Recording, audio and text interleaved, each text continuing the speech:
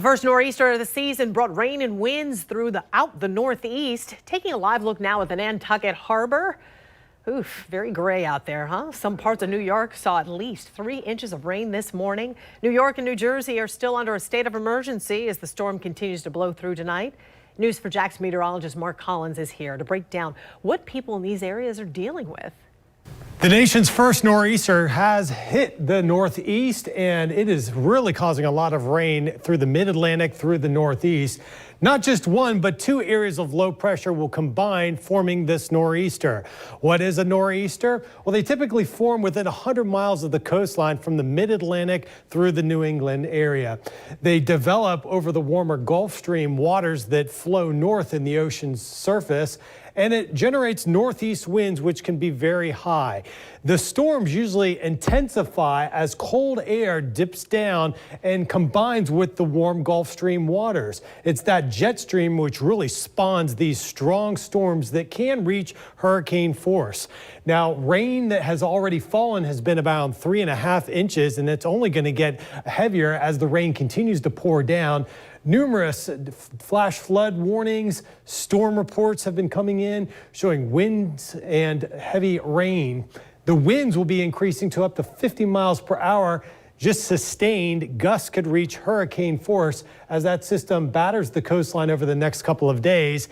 And power outages are possible right there along the Cape, through Buzzards Bay, and basically just south of Boston. So while the winds stay high there and power outages could be possible, we could be seeing some colder weather as well. Not due to this nor'easter, but a strong cold front, 2 completely different systems. John will have more on that. All of that up north, and this is the reason why we live in Florida, right? That's right. So we get nor'easters too, but ours associated with high pressure that usually kicks off into the Carolinas and then pushes that northeasterly wind down on us.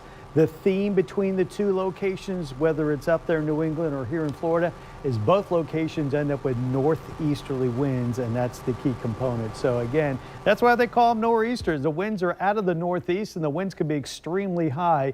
As you take a look at the trouble, wait, let's make it double because of the 2 low pressures.